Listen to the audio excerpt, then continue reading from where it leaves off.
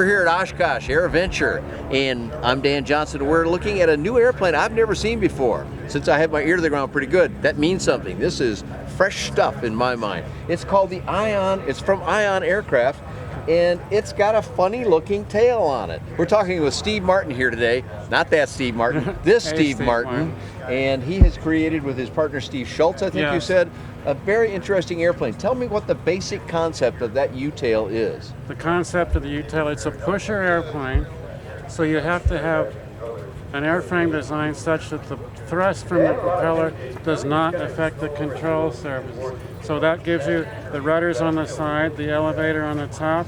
In this particular aircraft in flight, you can let go of the controls, go from idle to full power.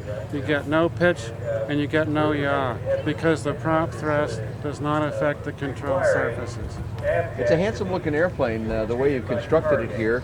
And you're trying to fit this into the light sport aircraft category, are you? This flies LSA. Okay, and that means it fits all the weight and speed parameters of it, does it? 2 people, Day VFR fixed gear, 1,320 pounds, and on and on. Okay, great. Wonderful to see you join the party. What are you looking at for, how far along is the project? Is this a flying model for here, right? This is prototype 1. Okay. We flew it to Oshkosh. Right after this, after Oshkosh, we are going to start on prototype 2 with a few minor changes. We get prototype 2 in the air. We prove to ourselves it will perform to our expectations, and home-built kits will be on the market the first part of next year. Okay, so you're going to try and do both light sport aircraft and experimental amateur built, but all in the range of aircraft that a sport pilot license can fly? Yes, LSA. If you want more power, you put a bigger motor, you fly experimental. I see. Okay, so what engine are you using in the one that will meet, anticipated to meet, light sport aircraft? Light sport aircraft, right now you have the choice of the Rotax motor or the Jabiru motor. Okay. We have a Rotax 100 horse motor converted to throttle body injection. Okay. We flew from Minneapolis to here Sunday, 2 hours. Our fuel consumption was 3.6 gallons per hour, cruising at 105 knots indicated. Beautiful. So you're out of the Minneapolis area? Our home base is Onaka, just north of Minneapolis. Oh, yeah. I know that well. I used to be from Minneapolis. So, what kind of construction materials are you using? You have to do some extra work here to make an airplane like this fit into light sport aircraft. What are we made out of? Yes, the construction here, the fuselage is all bonded carbon.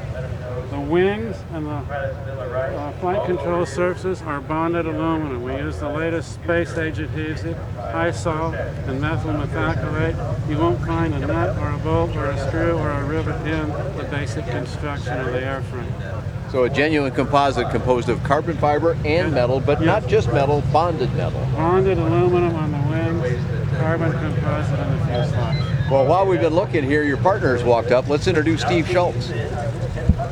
Steve, welcome. Thanks for joining the party here. Very good.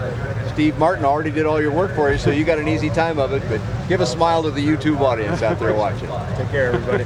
Fly safely. So what type of control system are you using in this? It's very like traditional. Stick and rudder? Stick and rudder. Controls both front seat, back seat. The only thing the back seater doesn't have is brakes. He's got everything else. Excellent. And flaps on it as well? There's flaps on the prototype. There's some discussion that we may delete flaps from production birds just for simplicity and for weight and so forth, and it flies fine without them. So. What kind of a time frame are we looking at actually getting the first one of these out into production? We'll be on the market about 2 years ago. Well handled. Okay, so now what's the real time? Talking about next year sometime you think We you'll are be producing ready? our next 3 airplanes right now. We'll hopefully have those flying in the next 12 months. That is for us to iron out all the production bugs and figure out how to write a manual and make sure that we can support everything as we go ahead. Figure out what questions folks have, frequently asked questions type of thing. Once we're satisfied that we know what we're doing and we know how to support folks, then we'll start deliveries for production bugs. That's great. It's wonderful to have you here. We've just teased people a little bit with the idea of your new aircraft. the or A Steve Martin. Yes. Now, where do we go to find out some more information about your aircraft? We're watching this on YouTube, so we're Yes. at our computer already. What do we type in? We have a website. It's www.ionaircraft.com. All one word. Ion Aircraft. That's not Icon. This is Ion Ion. Aircraft. So we'll put that up on the screen. Thank you so much for Great. talking to us Thank today. you very much. My Good pleasure. talking to you.